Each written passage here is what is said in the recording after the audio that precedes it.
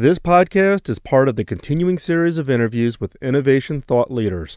This week is part 2 of the interview with Jeffrey Moore. In addition to being the author of the business best-selling book Crossing the Chasm, Jeffrey is co-founder of TCG Advisors and founder of the Chasm Group. He is also a venture partner at Moore David Dow Ventures. Enjoy. This is the Killer Innovations Podcast with Phil McKinney. Keep in mind that the information and opinions expressed in this podcast are Phil's, and Phil's alone, and they don't necessarily reflect those of his past, current, or future employers. Now, here's Phil McKinney. So you think about what's going on, here in the economy in the U.S. and given everything that's going on in the administration, how do we reignite innovation? You and I come up through the Apollo programs and DARPA funding and the innovations that got spun off. So, well, I think it's interesting. So I think that the biggest ignition of innovation is fear. So if you think about the Apollo program, Kennedy said, it's on record, he didn't care about space. He cared about the Russians. He cared about Sputnik.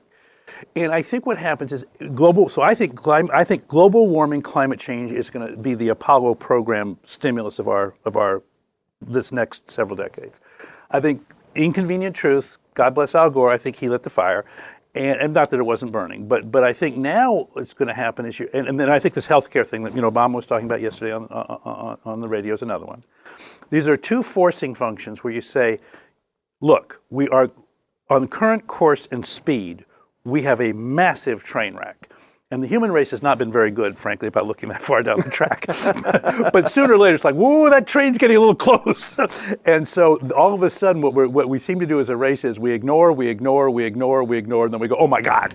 And when we go, oh my God, there's this incredible sucking sound that creates an innovation opportunity that's fabulous. Well, I think that speaks to kind of the ability of human ingenuity, right? When crises is in our face, we have this unbelievable ability to reach down into our bootstraps and solve the problem. Right. But you're right. We tend to suffer from our ability to kind of avoid the problem in the first place. Would be. But see, so what's so cool about what you just said there is when you say innovation to most people, they actually think of having their feet up, possibly a margarita within reach, dreaming about some wonderful, beautiful idea. And the truth about innovation is the great innovations, at least my instinct about innovation, is it's an adrenaline-driven, anxiety-driven mission, which obviously has lots of joy in it. There's lots of endorphins in the middle of this thing, but there's also a lot of fear hormones going. Until your back's well and truly against the wall, you don't really reach down for that final capability that you have. Right. So talk, because fear is the thing that holds people back. You hear about people, what's the old story, right? The best place for ideas is in a graveyard because they were dreams that were never realized, right? Because of the fear factor of people never wanting to step out. Right. So how do you help people who really got the passion, but the fear is just crippling for them? Well, I think if the fear is crippling for you, look, the world needs a lot of people. We have this metaphor called inventors, deployers, and optimizers, and then orchestrators who sort of try to keep the three of them all effective. The world needs all three. The world, in fact, if you don't have a very strong optimization engine, you can't free up the resources to deploy the next generation of invention.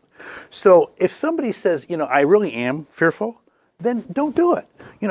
Do what you're good at, because it's not like we use the word innovation as synonymous with invention in the Valley in particular. But I'm kind of passionate about saying no.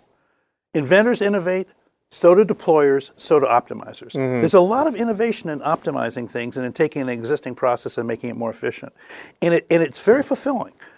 So, but if you want to be an inventor, which means I'm going to do stuff that's never been done before, you can't be very fearful. You should be respectful. You can't be cavalier, because you break things when you invent. You always do. Mm-hmm. And you make mistakes, and people do get hurt.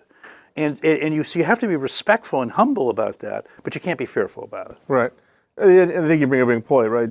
People tend to think when you quote run an innovation organization inside large corporations that your sole focus is on products and services, when in reality it's everything from supply chain logistics, corporate structure, industry structures, new geographies, cultural trends. Yeah, and that's why, boy, that's such an important point because I think they think it's all labs, and I think they think it's all ideation. Right. And both of those are important, but I think I think our culture, in the sort of post-romantic Western culture where, the romantics were all about, it's the individual, it's about inspiration, it's about intuition, it's not about the team, it's not about plans, it's not about reason, it's more about passion and whatever. And that was a good corrective at the time. But I think we've kind of overplayed that hand a bit. And collaboration is becoming a much more central component of innovation than it was when you and I were growing up. Yep. When you and I were growing up, it was the genius. It was the guy sitting at the bench. Right. And the guy at the bench, and maybe it was a project team. Right. The Macintosh team, with Steve, don't drink the Odwalla, in the special room building at Apple. But it wasn't this sense of customer co-innovation. It wasn't supply chain collaborative innovation. There wasn't that sense of fabric. We didn't have the technologies that would let us do it. The Halos and the WebExes and all this kind of stuff. Right. I mean, in fact, you're seeing more and more where even large corporations are coming together to co-innovate. So talk a little bit about, because that creates a whole, you got how do you innovate within the organization? Now, how do you innovate amongst 2 or 3 coming together to drive those kinds of things? It's actually, in a funky way, it's actually easier. The hardest person to collaborate with is a brother or a sister, because at least when you're coming together with 2 or 3 corporations, what you have to do, the key idea is you have to collectively make a market that makes money for all of the players, right? And in ways that where at the margins you might compete, because we're used to that. But at the center points, each player has a unique contribution to make that, frankly, the other 2 players really either can or wouldn't be appropriate to make. Because in this global economy, what's happened is we've all had to specialize in order to get differentiated enough to earn earn margin. Right. So the idea of being vertically integrated, which was HP's claim to fame in the 80s. Right. Like, no. So you have a highly disaggregated supply chain. You do a bunch of stuff in-house, but you do a lot of stuff outside. And a design chain, and you've got P&G saying the same thing in the other direction. We want half of our R&D to be done by people that don't work for P&G. So because we're specialized, we're inherently disaggregated. So now how do we come together? And we have to come together around economics that incent us to collaborate. So I see how by collaborating with you, I'm going to make more money. And I see that if I don't collaborate with you, I'm going to actually get shut out of making more money. And then I think it's a question of just making sure you don't have too many people at the table. One of the problems with collaboration is at the margin, people think, well, adding one more person to the meeting. But you know what happens to a creativity meeting. It's either the 4th or the 5th person should not have been added. Right. And by the time you're 6 people in a room, it ain't going to happen. Right. And usually there's 24. Right. Yeah. Innovating by committee, just as you're begging for disaster. And the same thing. So I think that you can get 3 genuine interests together. I think it's very hard to get 4, and after 4, I think it's impossible.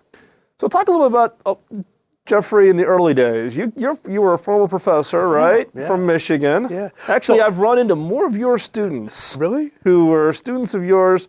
I'm trying to remember, what's the name of the school again? Olivet College? Olivet College. Wow. Well, so what happened was I grew up in Oregon. I always wanted to be, actually, I was interested in both math and English, but when I got to college, I was better at English than math. So I went to English. I wanted to be an English professor. I always wanted to be a teacher. Arguably, I've always have been a teacher. And then was teaching, and I got a doctorate in medieval and Renaissance literature. I was still passionate about it, teaching away in Michigan. But our family really belonged in California. And so after 4 years there, we said, look, we have to move back to California.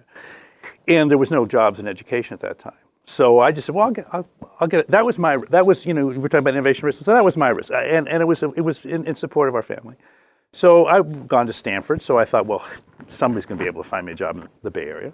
And I joined a software firm as a training specialist, knowing nothing about software, but something about training.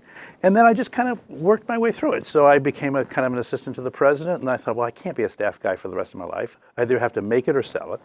And I thought making it was a stretch. So I thought, okay, sell it. I wasn't a very good salesperson, but I got myself into the sales force. And then I found out while I wasn't very good at selling, I was really good at telling stories about the product. So I was a great storyteller. So then it's like, oh, marketing.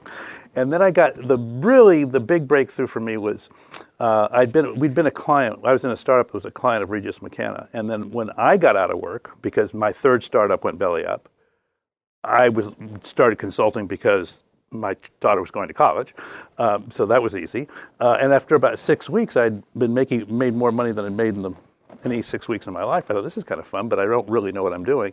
And Regis McKenna was hiring. And so I joined Regis, and at that time, Regis McKenna was kind of at the center of high-tech marketing and kind of inventing it. And so you saw the most unbelievable class of customers coming through those doors, and the problems were just fascinating. And so it was just like a kid in a candy store. And in the middle of that, and I was really good at problem solving. I wasn't very good at managing. So fairly quickly they said, Jeff, you don't have to manage. It's okay. It's like, sorry. Okay, well, thank you. But here's what we do need you to do. We want you to continue to contribute to these various problem solving sessions. So I had this incredible wide aperture sort of exposure to high-tech issues.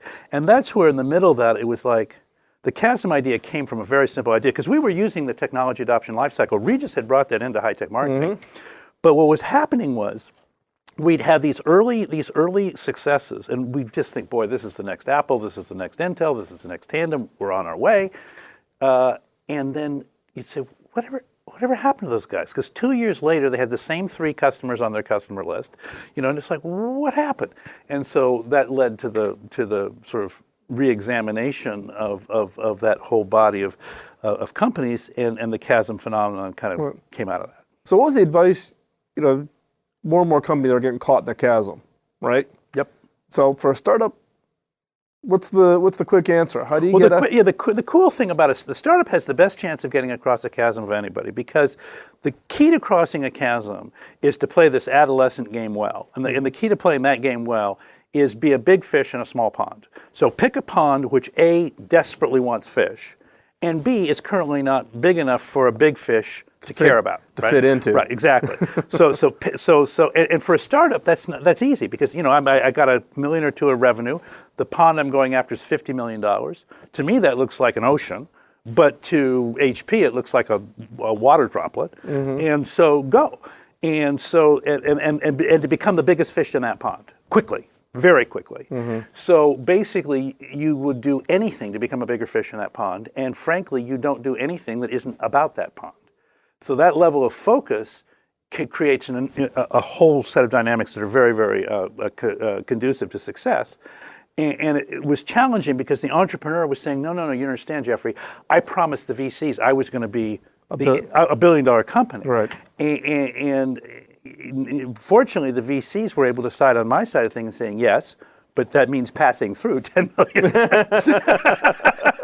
So you got to get to 10 first before you get to 100, before you get to $1 billion. There are these base camps along you don't like sprint to the top of Everest. So exactly. Yeah. Well, it is interesting, because the entrepreneurs kind of have this, first-time entrepreneurs have this kind of impression of, I've got this greatest idea, all I got to do is utter it, and I'm going to get stampeded with customers coming in the door.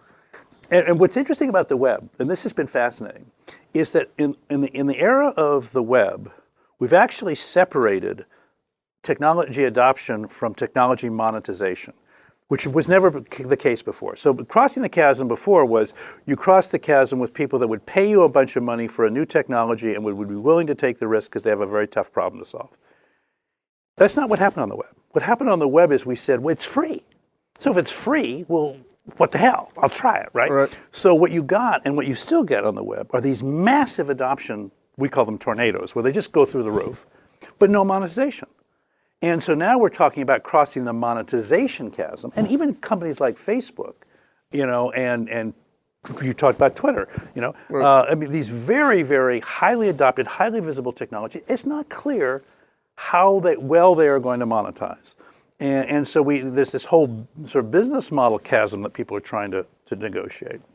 So the chasm still exists, but it definitely has shifted in the last. But it's amazing. You were talking before about the fact that the culture here in the U.S. is, if you fail, you pop back up and you go do the next thing. And it is interesting, because you can have a conversation, you know, right away. Okay, this is a first-time entrepreneur versus this is somebody who's gone through the fire, you know. And you know, I've lost track. I've done like 7, you know, right? Yeah. And there's no stigma of, you know. No, in fact, what a VC will ask you when you say, well, actually, I cratered at my last firm. It's kind of a smoking crater there, and you say, and the first question they will ask you inevitably is, what'd you learn? What'd you learn? And if you answer that question well, and if you haven't, to your point, if you haven't cratered yet, as a VC, I'm nervous because I'm not even sure you would know what it would look like. Right, you wouldn't know what the edge of the cliff was looking like until you're over the edge, and therefore you wouldn't alert me soon enough so that I could help you. Right, you'd actually have to, you know. And it's like I would like you to learn. I think you need to go through a crater. I'd like you to do that on somebody else's money, not my firm's money. So you've got a lot of things going on. You're doing your consulting. You're also a venture partner. And the book writing. And the book writing. What's the new book? Well, the problem is I'm not sure we're living in an era of the book, because one of the things I learned with the last bubble was I wrote a book right in the middle of the bubble. And it was the only book I've ever had to apologize for, because I actually released a second release in which the foreword said, "I'm sorry, I was just wrong." So when things are changing so fast in a bubble, I don't think it's a time for a book.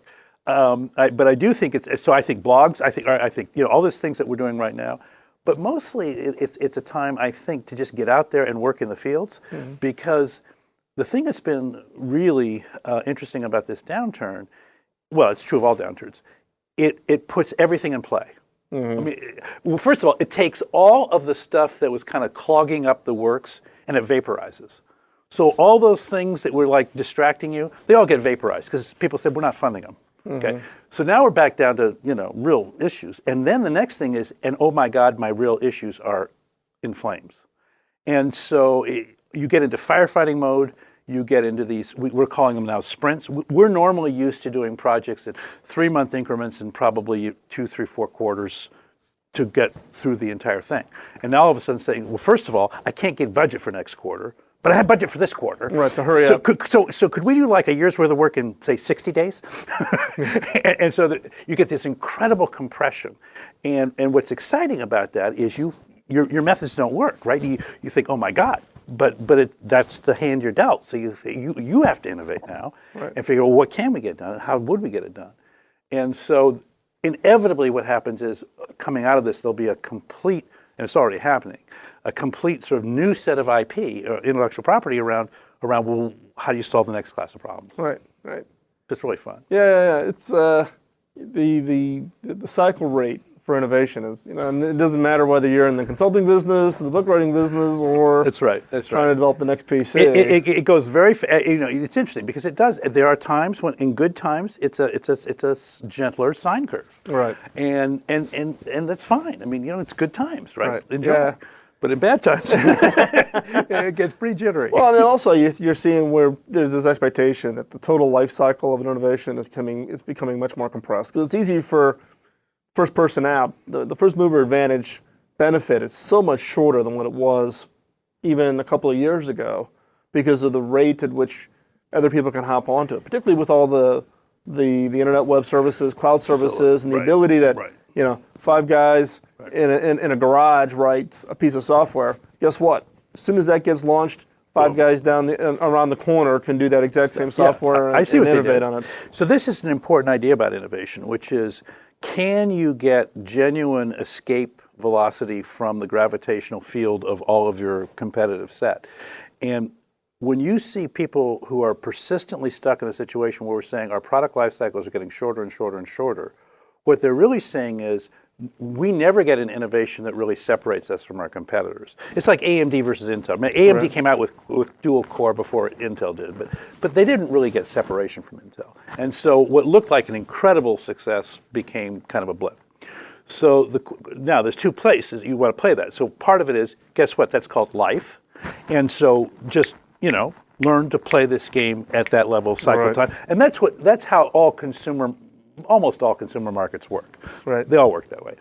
Now, periodically, once a decade, something comes along. I would argue the iPhone is an example of something that came along, which said, no, I'm Apple. I establish a level of separation that it's going to take a decade for anybody to catch that thing, because it wasn't just a device; it was an ecosystem, and the App Store, and the iTunes, and the blah blah blah.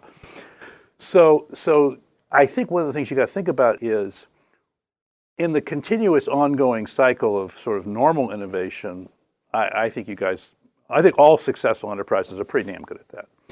But this desire and this need, if we're really going to change the world, and the other thing, by the way, I think large enterprises are doing is buying other large enterprises. 9 times out of 10, that's the more probable thing. But there's the 10th time, and the 10th time is to have an organic innovation that fundamentally changes the economics of your industry. And I think you need one a decade. I don't think it's more than that. But I think you need one a decade, and it's crossing the chasm inside the belly of the whale. It's a hard.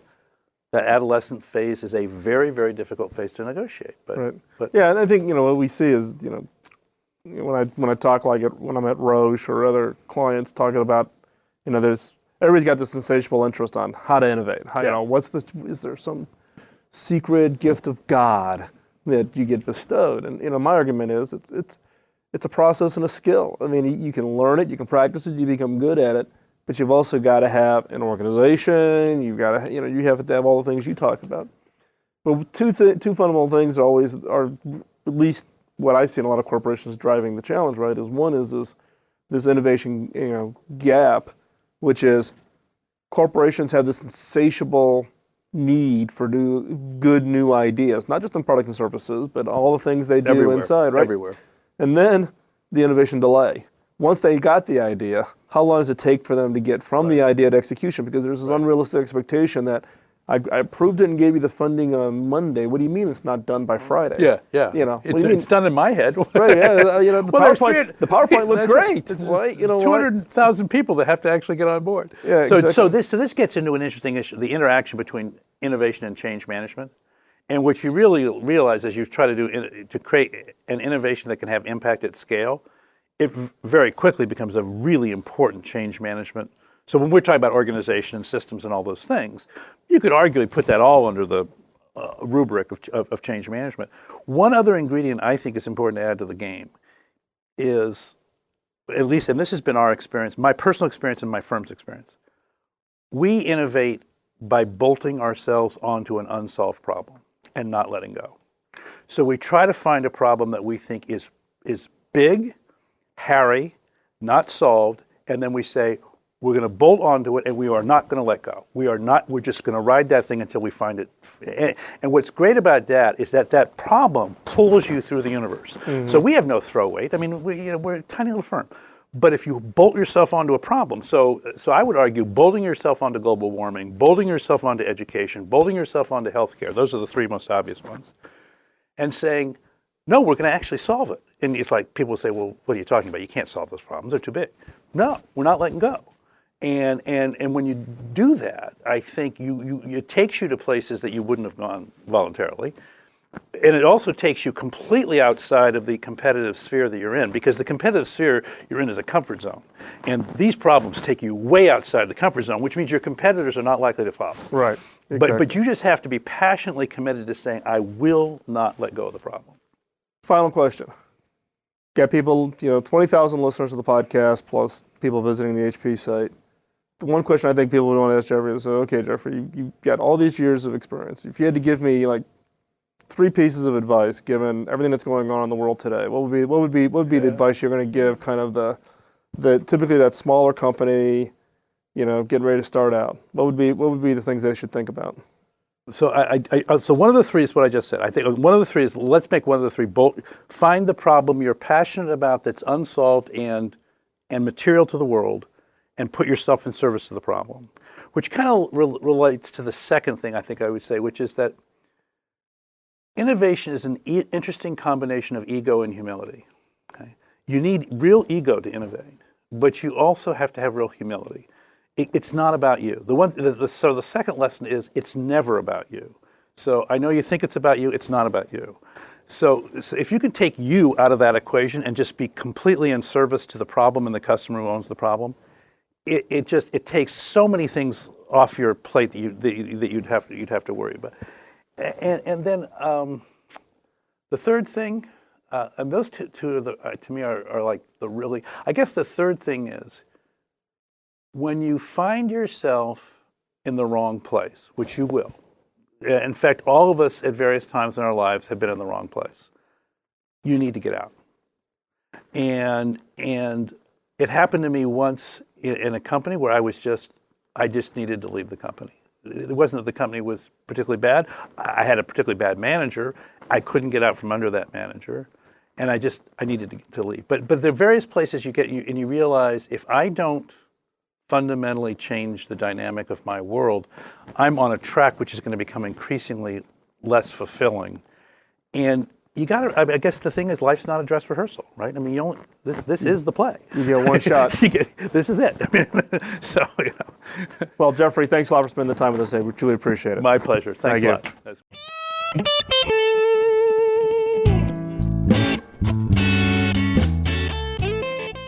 Thanks for listening to this week's podcast. Please send your feedback. Particularly, I'm interested in hearing your thoughts on doing these kinds of interviews. The objective is to give you a broader exposure to others that are out there creating killer innovations. If you found this podcast interesting and you want to connect with other innovators, join the network. There's killer innovation groups now in existence over on LinkedIn and Facebook and a variety of the social sites. Also, feel free to follow me over on Twitter. Just do a follow, Phil McKinney. Also, pay it forward. For those of you that are regular listeners of the podcast, you know that my sole objective in the podcast is to pay it forward as a return to my early mentors. And when I asked them how to pay it back, they told me later in my career to pay it forward to others. All I ask is that you pay it forward. Thanks for the time out of your busy schedule. Look forward to talking to you real soon. Bye-bye. This series of interviews with innovation thought leaders is made possible by support from thenextbench.com. For more information on the series and to listen to the previous episodes, visit thenextbench.com.